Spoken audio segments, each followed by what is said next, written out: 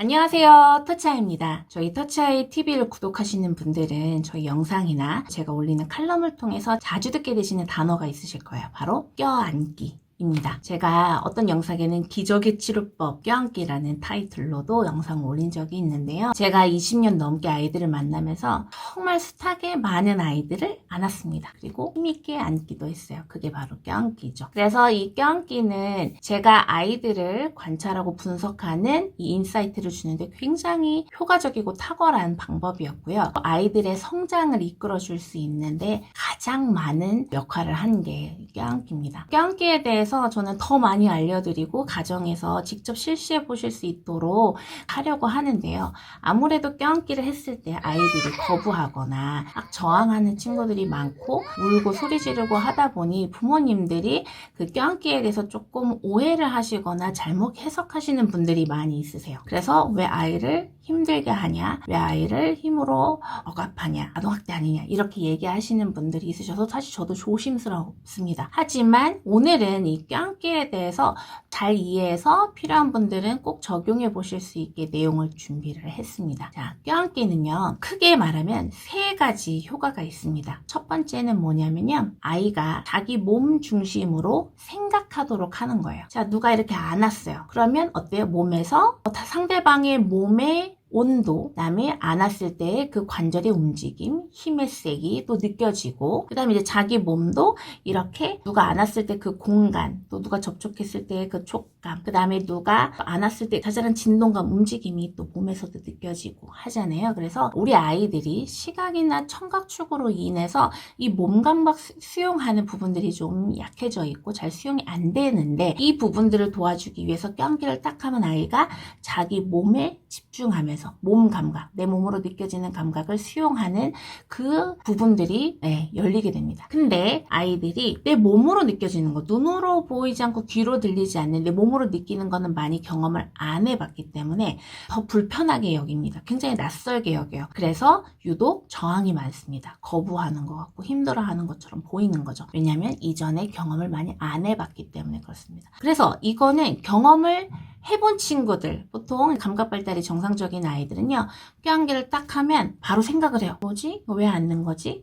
기다리면 되나? 엄마 얼굴도 좀 살펴보고 생각하고 눈치도 보는, 이렇게 이 접촉에 맞는 표정, 생각, 반응이 나옵니다. 그래서 감각 발달 정상적인 아이들도 좀 기다리다가 놔달라고 뿌리치기도 하고 짜증내기도 하고 울기도 할 수 있어요. 근데 이렇게 감각을 수용한 상태에서 그렇게 저항하는 것과 이 감각을 이제 수용하기 싫어서 그 감각 수용의 저항으로 인해서 버둥거리는 거는 모습이 조금 다르긴 하나, 일단은 이 접촉을 통해서 아이가 이 몸의 느낌을 알고 자기 몸에 집중할 수 있도록 하는 게 첫 번째 목적입니다. 그래서 이 부분이 원활하게 될 때에 시각, 청각, 일부 촉감각이 아닌 몸 감각 중심으로 수용이 폭넓어지고 감각과의 연결과 통합이 원활하게 이루어지기 때문에 껴안기를 하는 거고요. 두 번째는 뭐냐면요, 타인과 관계 형성이 더 원활해지기 위해서 하는 겁니다. 타인과 관계 형성이 원활해지는 것, 사회성 발달에 가장 중요한 것이고요. 아이가 누군가와 놀이를 하고 누군가와 대화를 하기 위해서는 상대방과 관계 형성이 돼야 됩니다.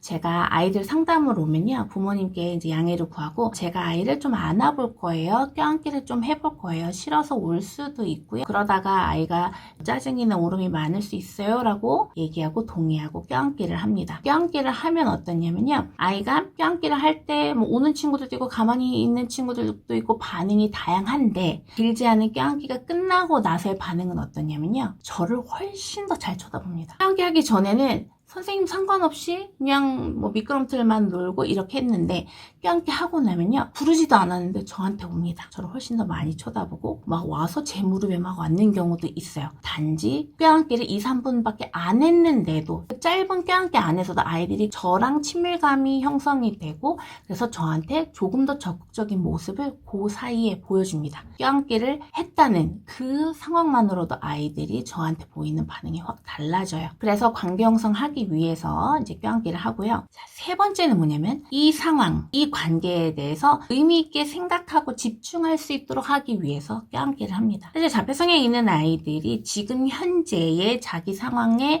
잘 집중하지 않고 그냥 여기를 왔다 갔다 하거나 눈 돌리거나 중얼중얼 거리면서 지금 상황과 전혀 상관없는 이전에 했던 행동이나 자극들을 이렇게 반복적으로 하게 돼요. 그렇다 보니까 아이가 지금 현재에 필요한 새로운 자극들, 경험들을 자기 걸로 수용하지 못하는 거죠. 그렇죠?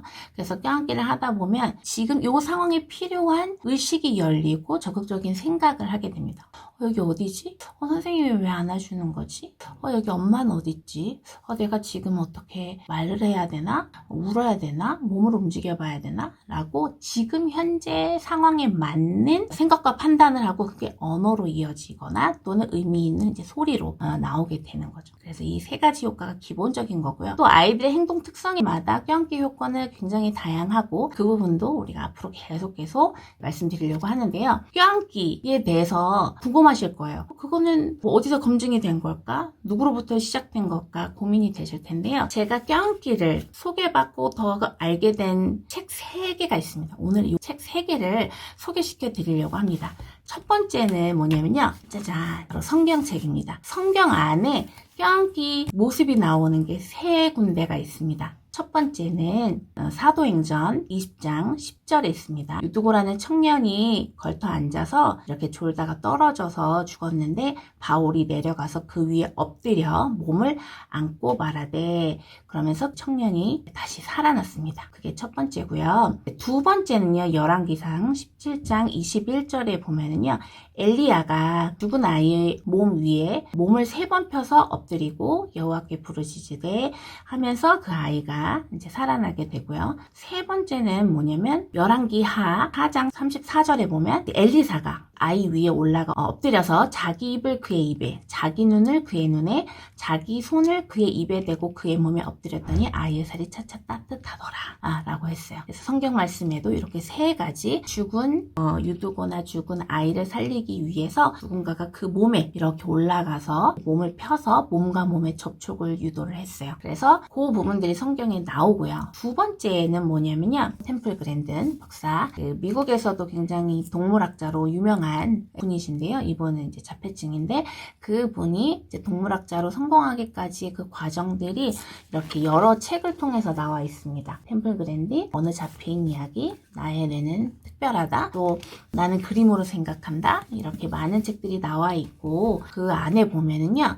템플 그랜딘이 어렸을 때 이 정말 정리되지 않고 너무 불안한 자기 감정 때문에 이제 굉장히 괴로운 시간을 보냈는데 템플 그랜딘 고모가 소를 키우는 외양간을 했던 거죠. 거기 갔더니 소를 이렇게 좀 압축해주는, 눌러주는 기계가 있었는데 거기에 들어가고 싶었고 들어가서 자기 몸을 압축한 결과 뭔가 모르게 정리가 안 되는 감정들이 조금 차분해졌다라는 얘기가 있고 그래서 그 이후로 수시로 거기 들어가서 고모한테 내가 힘들다고 해도 꺼내주지 마. 한 20분 이후에 꺼내줘. 이렇게 이제 얘기를 해주고 나서 계속 들어가서 자기 몸을 누르는 행동을 했다고 해요. 그게 템플 그랜든이 나오는 영화나 책에 보면은 굉장히 자주 언급되어 있습니다. 그래서 참고해 보시면 좋고요. 세 번째는요. 제가 정말 자주 언급드렸던 터칭이란 책인데요.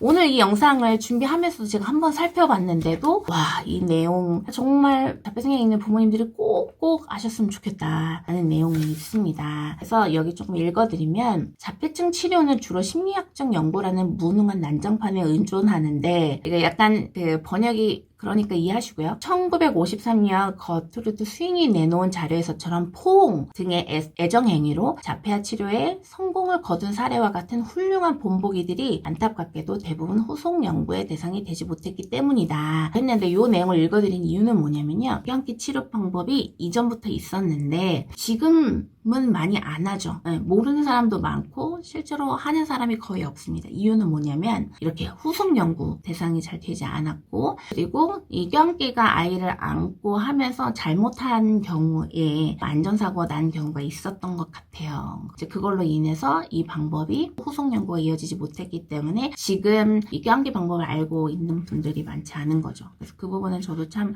아쉬운데, 저도 그렇습니다. 아이들 껴안기를 할 때 최대한 안전해야 되고 아이가 다치거나 하면 안 되는데, 아이들이 힘을 조절해서 못 쓰다 보니까 힘쓰다가 십회추 터지는 경우도 있고, 이제 그런 모습들을 보면 부모님들이 많이 이제 힘들어 하시죠. 그래서 저도 항상 지금도 고민하는 게, 껴안기 요법을 어떻게 하면은 아이들도 필요한 자극을 받고 이제 아이가 상처가 나거나 실핏줄이 터지는 일이 없도록 하려면 어떤 방법이 더 좋을까 계속 고민하고 있고, 그리고 가정에서 부모님이 하셨을 때 가장 효과적인 방법이 뭘까, 시간을 얼마나 해야 되고 장소는 어떻게 해야 되고 할 때 우리의 표정이나 이런 건 어떻게 해야 되는지를 계속 고민을 많이 하고 있습니다. 고민된 내용들은 계속 나눠드리도록 이렇게 할 거고요. 여기 보면은 마사웰치 박사는 코네티컷 코스보브 소재 보육연구소의 아동정신의학자의 대표로, 팀 베르한 부부의 책에서는 이곳의 자폐증 치료 성공담을 다룬 웰치 박사의 매우 흥미로운 논문을 소개하고 있는데, 골자는 아이를 억지로라도 안아주도록 해서 크나큰 성공을 거뒀다는 것이다. 이렇게 하기는 엄마와 아이 모두에게 몹시 힘겨울 일일 수 있다. 아이는 악쓰고 발길질하여 몸부림치고 울부짖는 등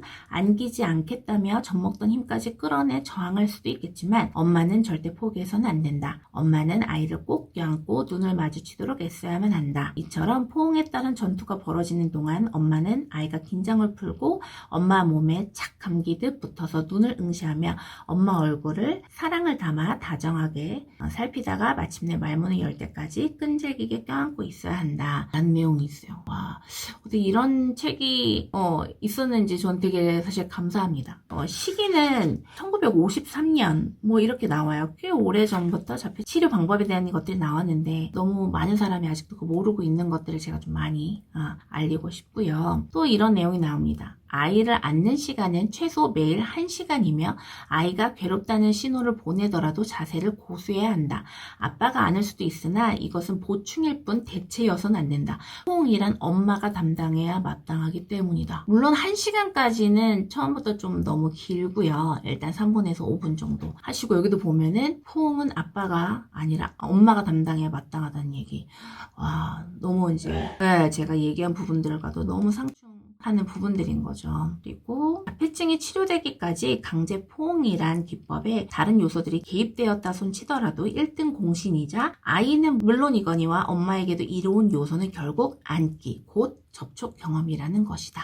아이한테 뿐만 아니라 엄마한테도 좋다는 거죠. 그래서 저도 수업 시간에 아이들 만나면서 사실 아이들마다 해결해야 될 부분들이 굉장히 다르고, 그럼 머리를 계속 쓰고, 그럼 어떤 날은 사실 좀 피곤하기도 하고 어떻게 해야 되지 막 고민이 해결 안 될 때가 있어요. 그럼 어떻게 하냐면요, 일단 아이한테 갑니다. 그래서 손도 주무르고 안아줍니다. 막 쓰다듬어주고, 그리고 다 껴안기를 합니다. 그러면 뭔가 모르게 이 아이에 대해서 더 새롭고 필요한 정보가 이만큼이 어느새 내 몸으로 확, 내 머리로 쏙 들어오는 느낌을 정말 많이 받습니다. 그래서 제가 하루에도 수십 명씩 상담할 때가 많이 있어요. 그러면 아이들마다 제가 알고 얘기해야 되는 것들이 너무 많은 아이들을 동시에 상담하다 보면 섞이기도 하고 정확하지 않을 수 있는데, 그럼에도 제가 부모님들한테 정확하다, 잘 본다 라고 인정받을 수 있었던 건 바로 이 껴안기입니다. 딱 껴안고 나면 이 아이에 대한 정보가 제 몸으로 기억이 됩니다. 눈으로 보고 귀로 들어서 알 수 없는 영역의 아이의 발달 상황이 확확 이해가 돼요. 그래서 제가 아이들을 상담할 때는 꼭 껴안기를 이제 막 해봅니다. 실제로 제가 껴안기를 하고 상담한 경우와 껴안기를 하지 않고 상담한 내용은 조금 차이가 있을 수 있어요. 어떤 차이가 있냐면, 껴안기를 하고 나면 아이에 대해서 훨씬 더 긍정적으로 상담이 가능해져요. 왜냐? 껴안기를 통해서 아이의 아직 눈에 보이지 않는 능력, 할 수 있는 그런 부분들을 몸으로 느꼈기 때문이에요. 그래서 제가 아이들 상담할 때 그래서 꼭 껴안기를 해봅니다. 그래서 똑같이 눈 맞춤이 안 되더라도 껴안기를 해보면 이게 시각 출구가 있어서 눈 맞춤이 안 되는 건지, 아니면 조금 낯설고 쑥스러워서 부끄러워서 안 되는 건지가 접촉을 하면 확 읽힙니다. 그래서 제가 껴안기의 효과, 이 이로운 점을 얘기하자면 한도 끝도 없고요. 그래서 제가 계속 껴안기에 대한 책을 계속 써야지 하고 있고, 언젠가는 쓰긴 쓸 거예요. 거예요. 그래서 앞서 소개한 3권의 책 꼭 한번 살펴보시고요. 다 읽을 필요는 없고 그 부분을 또 읽어보셔도 됩니다. 그러면 도움이 많이 되실 거고요. 그래서 껴안기에 대해서도 궁금하신 점 있으시면 또 댓글 남겨주시고,